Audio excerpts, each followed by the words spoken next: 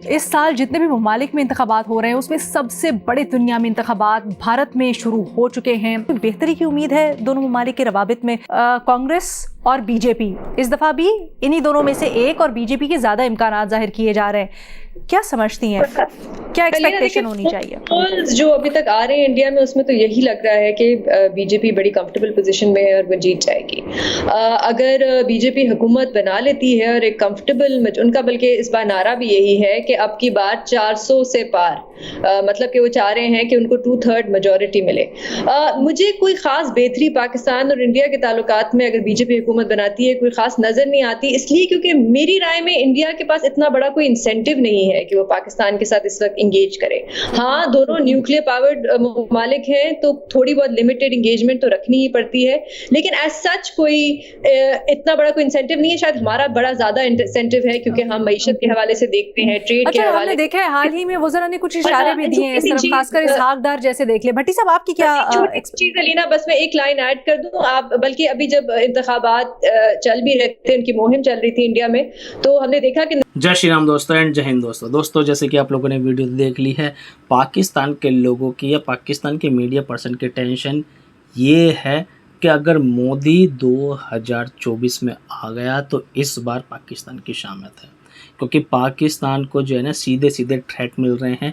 पाकिस्तान के लोग ये कह रहे हैं कि अगर मोदी आ गया तो वो हमसे कश्मीर भी ले लेगा और हम उसके सामने चू भी नहीं बोल पाएंगे।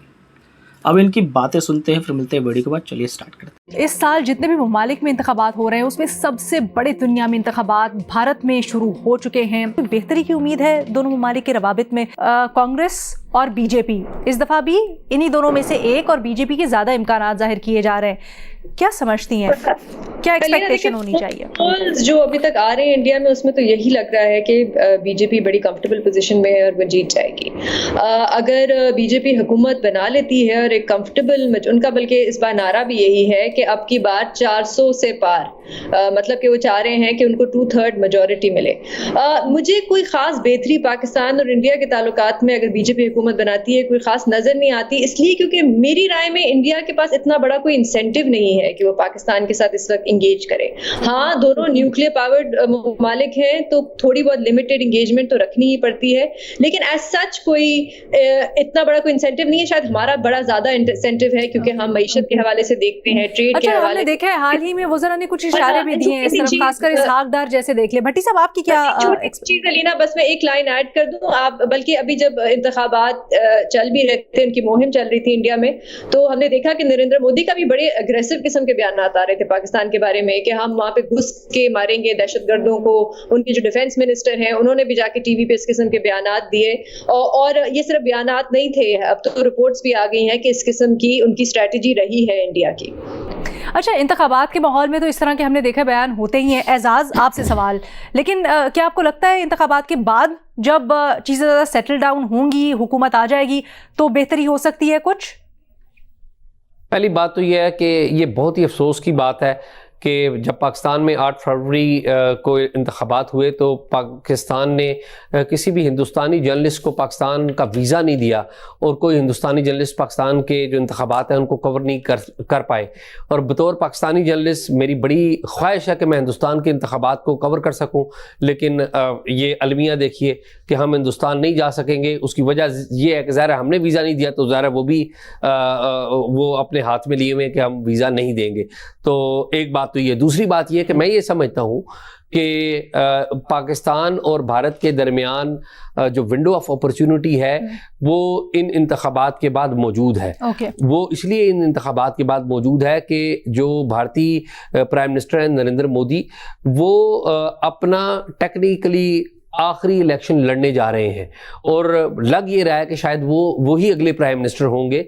तो उनकी कोशिश ये होगी, बहुत सारे उनके इर्द गिर्द के लोग जो एक्सपर्ट्स हैं, जो उनके करीबी दोस्त हैं, वो वहाँ पे मीडिया पे भी बात कर रहे हैं कि वो अपने आखिरी इलेक्शन के दौरान जो आखिरी टेन्योर है वो हिंदुस्तान के जो बड़े इश्यूज हैं उनको हल करने की कोशिश करेंगे, ताकि लेगेसी अपनी अच्छी छोड़ के जा सके और हिंदुस्तान को इस रीजन में एक वाइब्रेंट मुल्क के तौर पर छोड़ जाए। मैं समझता हूँ कि बिल्कुल मौजूद है इस बात पर। ठीक है जी। देखिए, मुझे तो ये खदशा है और ख़तरा है कि ये सेकुलर इंडिया का आखिरी इलेक्शन है, और इसके बाद हालात बेहतर होने नहीं जा रहे, बल्कि ज़्यादा ख़राब होने जा रहे हैं। अगर क्योंकि बज़ाहिर मोदी के मुकाबले में कोई ऐसा स्ट्रॉन्ग लीडर नज़र नहीं आ रहा इंडिया के अंदर, और ये सिचुएशन, ये ख़बर हमारे लिए अच्छी नहीं है कि सेकुलर इंडिया का ये आखिरी इलेक्शन साबित हो सकता है।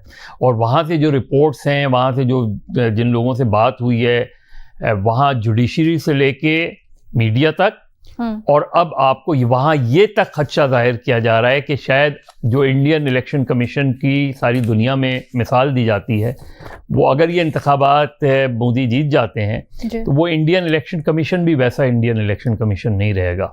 तो ऐसे में पाकिस्तान अगर कोई किसी बयानिए पर कोई 3 इलेक्शन जीत जाए तो वो क्यों पाकिस्तान से ताल्लुकात बेहतर करना चाहेगा?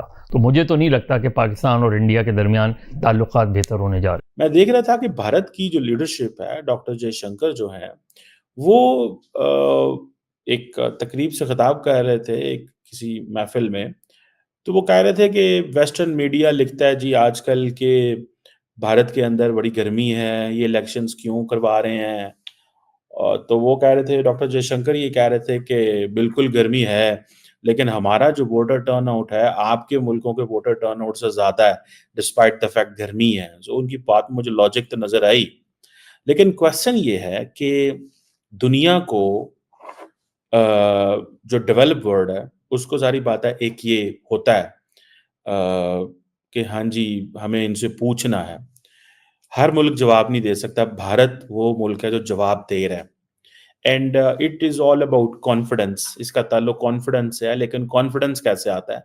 कॉन्फिडेंस आता है पीछे आपके वर्क है, प्रोग्रेस है, डेवलपमेंट है, अच्छी इकोनॉमी है, स्टेबल पॉलिटिकल एनवायरनमेंट है, आपकी जो डिफरेंट सेक्टर्स है वो परफॉर्म कर रहे हैं, the world is dependent on you, that definitely gives you credit. But on Pakistan case, Pakistan doesn't have that confidence कि पाकिस्तान अभी रिसेंटली फॉर एग्जांपल पाकिस्तान के जो इलेक्शंस हुए, तो उस इलेक्शंस में आपने देखा होगा कि अमेरिकी सदर जो बाइडेन ने पाकिस्तान को मुबारकबाद भी नहीं भेजी। द रीजन बिहाइंड वाज कि इलेक्शन प्रोसेस ही बड़ा फॉल्टी रहा।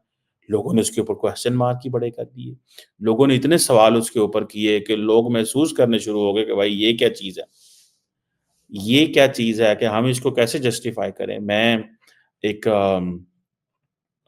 एक सफारतकार हैं इस्लामाबाद में, तो मैं तो नहीं उनसे मिला, ना मैं उनको कभी आज तक जानता हूँ, ना मैं मिला। तो वो किसी इस्लामाबाद के अंदर किसी फोरम पे गए, बड़ा क्लोज़ डोर फोरम था, तो उन्होंने कहा कि पाकिस्तान जो है, आप अभी इलेक्शंस हुए हैं आपके मुल्क के अंदर, तो हमारे मुल्क के ऑब्जर्वर भी आए हुए थे यहाँ पे, और वो हमारे मुल्क का मीडिया भी आया हुआ था, और वो रिपोर्ट्स बना के ले गया। और जिस तरह की लेवल ऑफ ट्रांसपेरेंसी थी आपके इलेक्शंस में, या जिस तरह सवाल किए गए, आपके मुल्क में प्री पोल रिगिंग की बात होती थी कि एक पॉलिटिकल पार्टी को वो माहौल ही नहीं दिया गया। तो कहते हैं हमारे वो जो लोग रिपोर्टें बना के ले गए हैं, वो जाएँगे वहाँ पे, वो हमारे दफ्तर ख़ारजा को या बाकी इदारों को वो रिपोर्ट्स देंगे, एंड देन हमें वो पूछेंगे, तो हम भी कुछ नहीं कह सकेंगे बिकॉज़ जिन्होंने रिपोर्ट बनाई है ये उनका पर्सनल कंक्लूजन है। तो वो कह रहे हैं कि that will be how an opinion will be built about Pakistan in the western Capitals. बात तो उनकी बिल्कुल सही है। पाकिस्तान ये सवाल किसी से नहीं कर सकता बिकॉज़ पाकिस्तान ने उनको कहना होता है कि हमारे फ्लड्स आ गए हैं, हमें को 50 मिलियन 30 मिलियन दे दें। अब हमारी लीडरशिप ने ये क्वेश्चन करना शुरू कर दिया कि भाई जिधर जाओ क्लाइमेट के नाम पे पैसे माँगने शुरू कर दो। कहो जी भाईजान क्लाइमेट दा टेंशन बन गई, पैसे काट दो सान थोड़े जे। इंडिया ये पैसे नहीं माँगता। इंडिया जो है वो किसी को फिर वो क्वेश्चन भी नहीं करने दे रहे। वो कह रहे हैं इंडिया के इलेक्शंस में गर्मी है, तो वो कहते हैं यार ये हमारे हैं ना। तो डॉक्टर जयशंकर की बात में मुझे बड़ा वज़न लगा। मैंने कहा ये काम कौन कर सकता है? ये काम डेवलपिंग वर्ल्ड जो है, उसमें वो डेमोक्रेसीज़ कर सकती हैं, ये वो ममालिक कर सकते हैं जो दे हैव मूव्ड, जो हम एकेडमिक लैंग्वेज में कहते हैं ना कि वो पेरिफेरी से सेमी पेरिफेरी में आ गए हैं। पेरिफेरी और सेमी पेरिफेरी एंड सेंटर का जो रिलेशनशिप है, ये बड़ा डायनामिक किस्म का रिलेशनशिप है। जो पेरिफेरल कंट्रीज़ होती हैं, वो economically, politically, financially, even at times militarily, in case you are on the right alliance में हैं आप, तो आप डिपेंडेंट होते हैं। जो सेमी पेरिफेरी होती है वो कहीं न कहीं पे जाके वो इन चीज़ों में एक ऑटोनोमस पोज़ीशन ले चुकी होती है, वो उसके अंदर ऑटोनॉमी आ गई होती है। उसके हालात जो हैं वो बदल चुके होते हैं। सो ये एक ये चीज़ जो है वो हमारे सामने है। दोस्तों वीडियो हो गया ख़त्म और आप लोगों ने इनकी बातें तो सुन ली होंगी। इनकी बातों से आप लोगों को पता भी चल गया होगा डॉक्टर एस जयशंकर जो हैं वो किस तरह के जवाब देते हैं। इस बात में कोई शक नहीं है, वो एकदम सटीक, प्योर, स्पेसिफिक और करारे जवाब देते हैं, जिसकी वजह से पाकिस्तान में हमेशा उनकी चर्चा होती रहती है।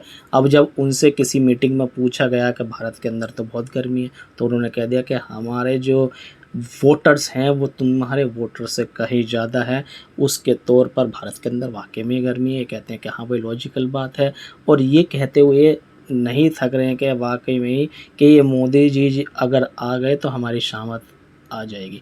क्योंकि पाकिस्तान के लोगों का ये मानना है कि मोदी जी जो हैं मुसलमानों पर ज़्यादा अत्याचार करते हैं, मुसलमानों को जीने नहीं देते, और मोदी जो है मुसलमानों का सबसे बड़ा दुश्मन है और पाकिस्तान का भी सबसे बड़ा दुश्मन है। दरअसल बात इन लोगों को समझ में नहीं आ रही है। मोदी जी किसी के भी दुश्मन नहीं है, लेकिन तुम उंगली करोगे तो जवाब तुम्हें मिलेगा ही मिलेगा, और तुम हर बार उंगली करने से बाज नहीं आते हो तो तुम्हें जवाब मिलता ही मिलता है, चाहे वो किसी भी तरह से मिले। उरी स्ट्राइक देख लीजिए, बालाकोट स्ट्राइक देख लीजिए, उसके अलावा और भी जो स्ट्राइक्स की हैं उसके जवाब में आप लोगों को पता ही होगा। लेकिन पहले क्या होता था, पहले हम अमेरिका के पास पहुंच जाते थे, जबकि इतना बड़ा देश होने के बावजूद भी हम अमेरिका के पास जा रहे हैं, इतनी बड़ी आर्मी पावर होने के बावजूद भी हम अमेरिका के पास जा रहे हैं, तो दूसरे देश भी हमारे ऊपर हंसते थे। लेकिन आज के दौर में हम अपने मामला खुद ही सुलझा लेते हैं। हम ये कहते हैं डोंट इंटरफेयर, पाकिस्तान और इंडिया के बीच में हम खुद ही संभाल लेंगे, और वैसा ही करते हैं। इसीलिए ये लोग डर रहे हैं, और हकीकत बात है इनका डरना वाजिब भी है, क्योंकि मोदी जी आएंगे तो आएंगे ही 2024 में, बिल्कुल पक्का ही है कि हाँ भाई मोदी जी आने वाले हैं, उनको कोई नहीं रोक सकता। और उसके अलावा पाकिस्तान की रातों की नींद उड़ी हुई है। एक तरफ ये ट्रेड करने की बात करते हैं तो दूसरी तरफ ये जंग करने की भी बातें भी करते हैं। इनकी समझ में ही नहीं आता है कि ओवरऑल ये चाहते क्या हैं। फ्रेंड्स, आप लोगों को ये जानकारी कैसी लगी? आप लोगों के दिमाग में कोई सवाल हो मेरे लिए, सुझाव हो मेरे लिए, प्लीज़ कमेंट सेक्शन में ज़रूर बताइए। वीडियो कैसी लगी लाइक शेयर जरूर कर देना, चैनल को सब्सक्राइब कर लेना। नेक्स्ट वीडियो में मिलेंगे, तब तक के लिए जय हिंद, जय भारत।